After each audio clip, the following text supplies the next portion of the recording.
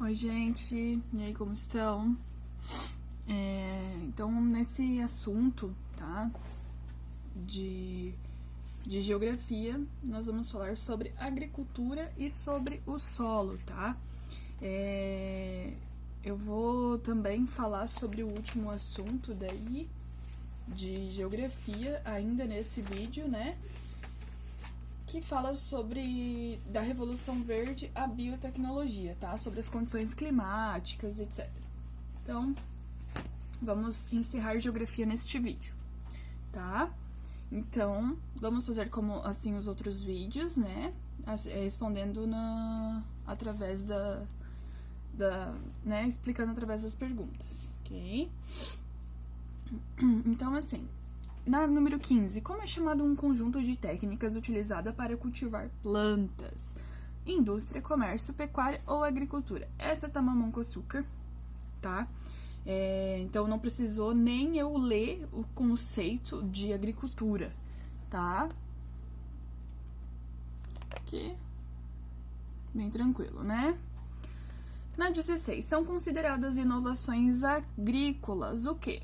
Implementos agrícolas, trabalho assalariado, empresas para gerenciar as atividades e produção agropecuária, ou D, todas as alternativas. Sim, né, gente? Também, essa tá bem tranquila. Todas as alternativas, né? Tudo são inovações agrícolas. Na 17, qual das alternativas não representa tipos de agricultura? A, agricultura natural e agricultura biológica. B, permacultura e agricultura biodinâmica. C, policolheita e monocolheita. Ou D, agricultura orgânica e convencional. Desculpa, dei uma batidinha ali, tá? Foi sem querer. Então, eu vou falar sobre alguns tipos de agricultura, tá? Bati de novo, oh meu Deus. Então, a gente tem agricultura natural, tá? O que é? Resgata a pureza do solo, dos alimentos, preserva a diversidade e o equilíbrio biológico e também contribui para a elevação da qualidade da vida humana. Temos também a agricultura biológica, tá? Que ela visa produzir alimentos, então, de elevada qualidade, saudáveis e, ao mesmo tempo, que promove práticas sustentáveis para o meio ambiente. Temos também a permacultura, que é uma reunião dos conhecimentos de sociedades tradicionais com técnicas inovadoras, tá? Temos também a agricultura biodinâmica, tá? Biodinâmicas são consideradas e respeitadas relações entre os diversos seres vivos presentes no ambiente de trabalho do agricultor. Então, isso não inclui só forças físicas, né, da natureza, mas também forças cósmicas, então envolve uma paradinha mais assim. E temos a agricultura orgânica, tá? Então,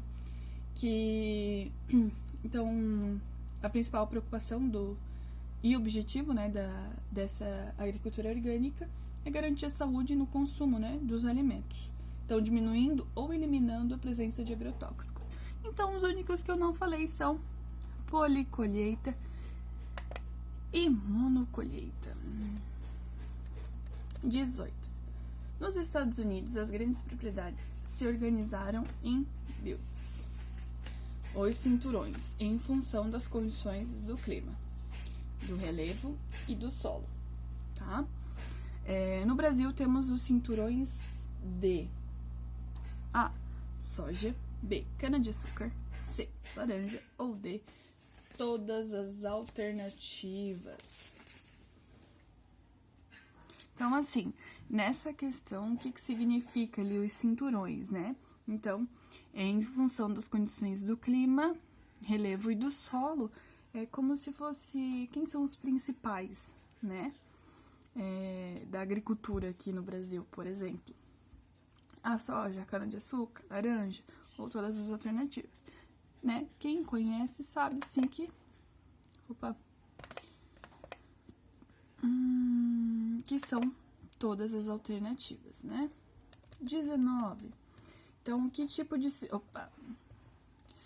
sistema agrícola que utiliza um espaço reduzido de terra para sua produtividade e possui modernas técnicas para o preparo do solo que pode ser utilizado por um longo período de colheita, tendo em alta a produtividade.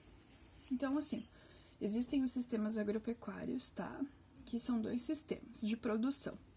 A gente tem o intensivo, e o extensivo. O intensivo, ele utiliza um espaço reduzido de terra para produtividade, tá? E possui modernas técnicas. E o extensivo, onde a produtividade é baixa, né, por conta da grande extensão de terra e dificulta o uso de novas técnicas agrícolas. Então, é o intensivo. Ok? 20. Com o sistema agrícola, a produtividade é baixa, pois sua grande extensão de terra dificulta o uso de novas técnicas agrícolas.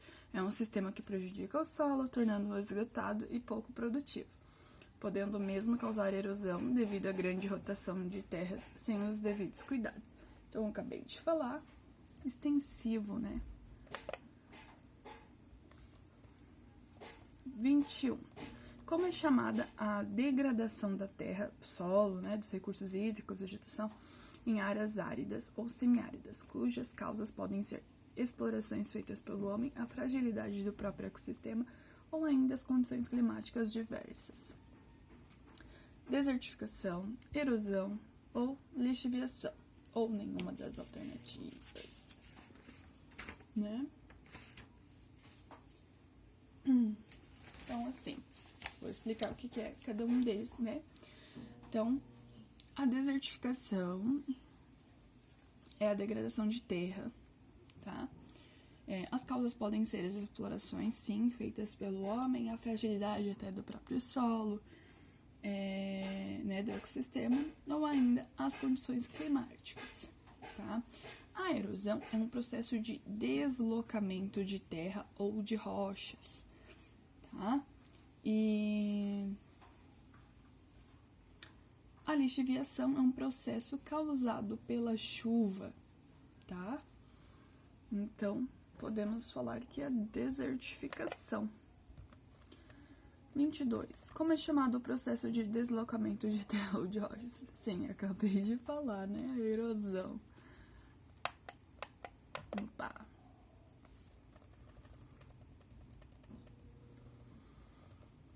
Então, 23, né? No Brasil e em outros países tropicais, o escoamento superficial da água é o principal agente erosivo. Essa lavagem chama-se, então, devido às chuvas, né? Lixiviação. Ok? Vamos para a próxima. Aqui. 24. A padronização de cultivos em grandes extensões de terra tem causado desequilíbrio das cadeias alimentares pré-existentes, favorecendo a proliferação de vários insetos e pragas. Essa padronização de cultivos é entendida como policultura, monocultura, assoreamento ou associação de culturas. Então, assim, ó, além de todos esses problemas que eu citei, que é a desertificação, a erosão e a lixiviação, existe também um outro probleminha, tá, provocado pelo homem, que causa a destruição do solo e está relacionado, então, à monocultura. Por quê? O que é a monocultura? É exatamente a padronização de cultivos na agricultura, tá? Então, é a monocultura. Eu ia falar podre, eu ia falar alguma coisa relacionada a isso, gente. 25. Os micro-organismos, fungos, algas, né, bactérias, decompõem restos orgânicos vegetais e animais, transformando-os em um dos componentes mais importantes do solo, que é... Então, o que é né, um dos componentes mais importantes do solo? É o humus, né? Os componentes mais importantes ali do solo. 26.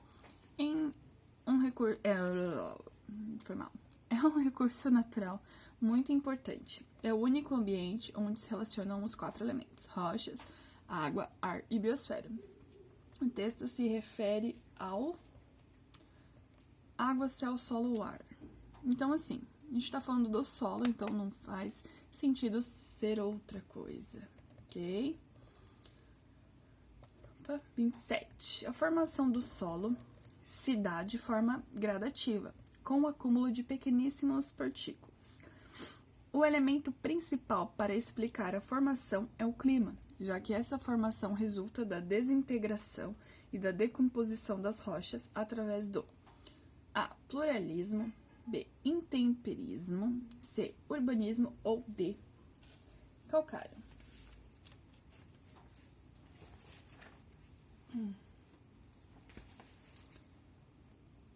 Então, assim,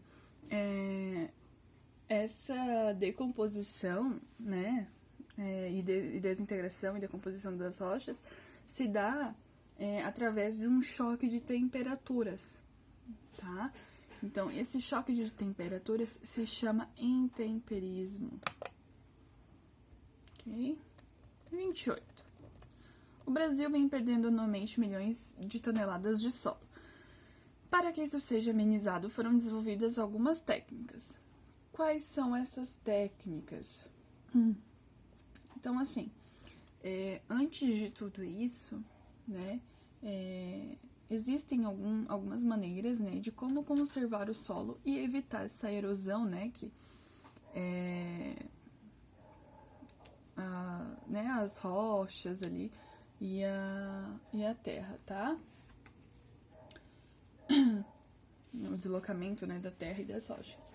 Então, assim, né, não retirar coberturas vegetais do solo, né, principalmente em regiões assim montanhosas, né? Planejar qualquer tipo de construção, não fazer uma casinha lá na pontinha, né, do barranco, monitorar as mudanças que ocorrem no solo, sempre prestar atenção, né?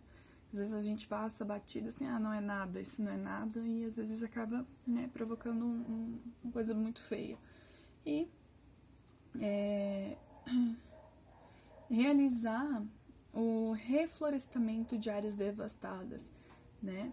Principalmente em regiões de encosta, né? Então, assim, sempre tá cuidando dessa parte. Claro, né, que se todo mundo fizesse isso, nossa, né, seria perfeito.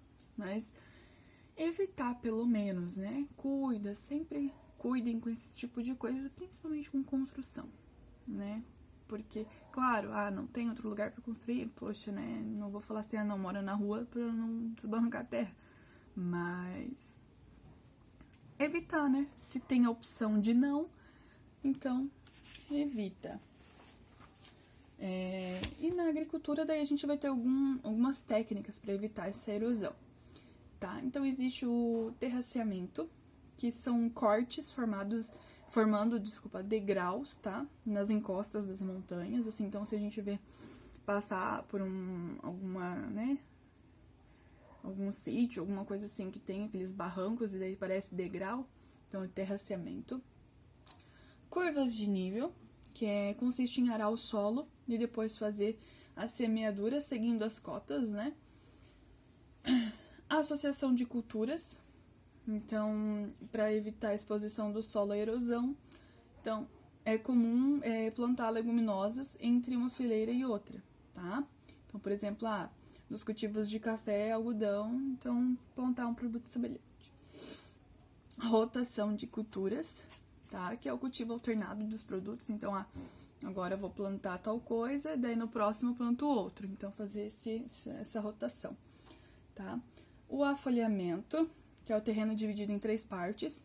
Enquanto 2 partes são cultivadas, uma eu deixo descansando. E assim sucessivamente. E o plantio direto, né? Que consiste diretamente em plantar sobre restos de plantas da colheita anterior, tá? Então, esses são os tipos essas técnicas, né? Desculpa. Então, é a letra A, né?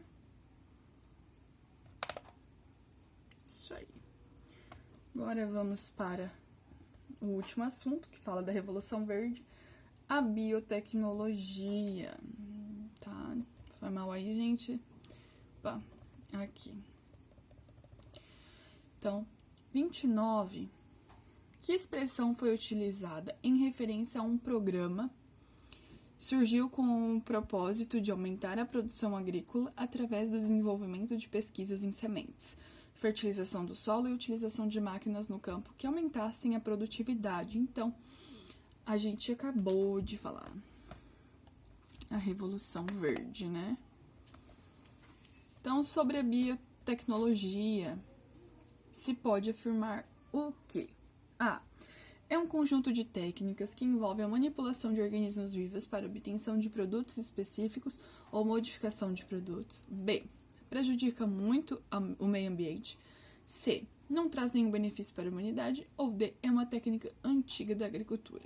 Então, gente, essa a gente não precisa nem parar para pensar, né? Óbvio que é a letra A. Deixa eu mudar aqui no meu apostila também os assuntos, né?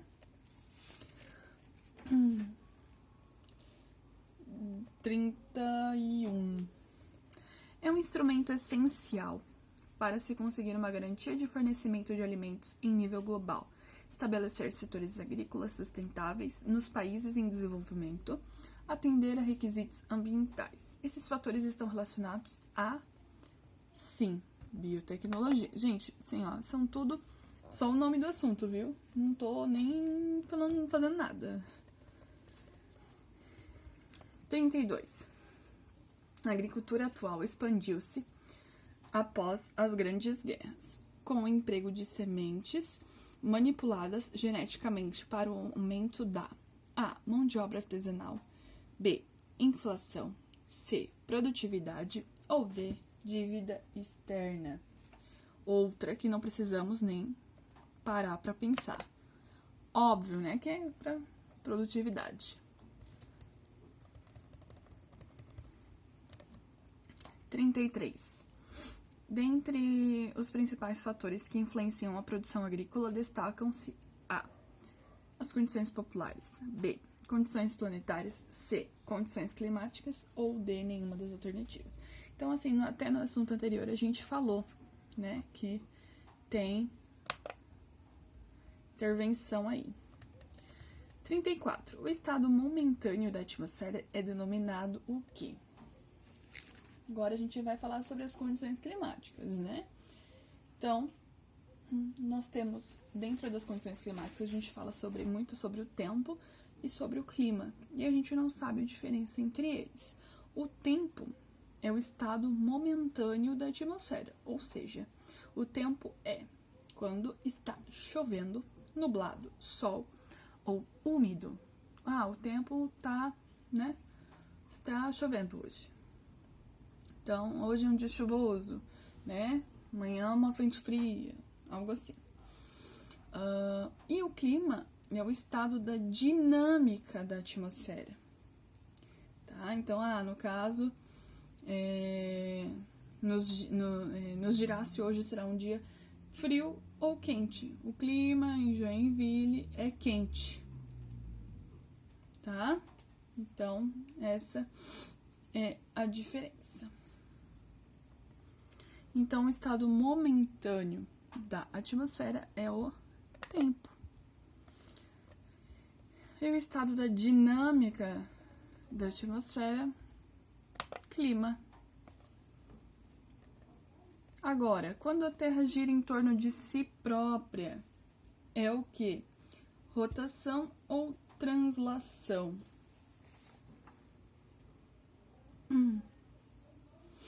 Quando gira em torno de si própria, a gente fala que é rotação, né? Tá rodando. Rotação. E quando ela gira em torno do Sol, a gente chama de translação. Neste caso de translação, né, de girar em torno do Sol, leva um ano, né, para fazer isso, e é onde determina as estações, tá? 38. No solstício de verão, o hemisfério sul e norte, o Sol incide perpendicular a 2 trópicos, respectivamente. Quais são esses trópicos, então? O de Câncer e Capricórnio, Câncer e Sagitário, Aquário e Câncer, ou Capricórnio e Virgem. Então, se a gente for por chute, a gente sabe que o Câncer é um deles, né? Porque então tem 3 alternativas iguais. E Capricórnio tem 2, então a gente pode falar que é Câncer e Capricórnio, tá? Não que sempre isso vai dar certo, tá, gente? Mas é Câncer e Capricórnio. 39. Época do ano em que o Sol, em seu movimento próprio, aparente na eclíptica, corta o equador celeste e que corresponde à igualdade de duração dos dias e das noites. Estamos falando sobre o equinócio, tá? Esse assunto aqui, fiquem tranquilos que não é pra cair na prova. 40. Qual é o maior fenômeno climático global? El Mariachi, La Diva, El Nino ou La Barca? Gente, é o El Nino, tá? Deixa eu falar aqui pra vocês. Quem que é o El Nino? El Nino é o nome dado a um fenômeno que ocorre nas águas do Pacífico, tá? E que altera as condições climáticas em diversas partes do mundo. E temos também um outro fenômeno climático, que é a La Nina, que é o resfriamento das águas, tá? Então, vamos agora. 41. Qual a principal característica do fenômeno El Niño? A. O aquecimento anormal das águas superficiais e do Oceano Pacífico Equatorial. B. O aquecimento fora do normal das águas superficiais das regiões do Oceano Índico. C. O aquecimento fora do normal das águas superficiais das regiões do Oceano Atlântico. Então, o do El Niño, tá?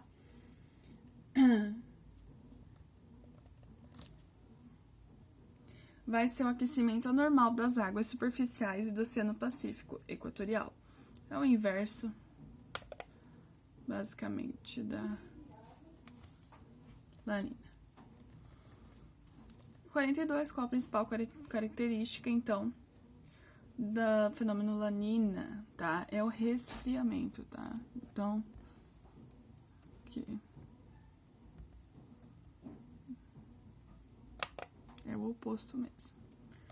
Ok, gente? Encerramos, então.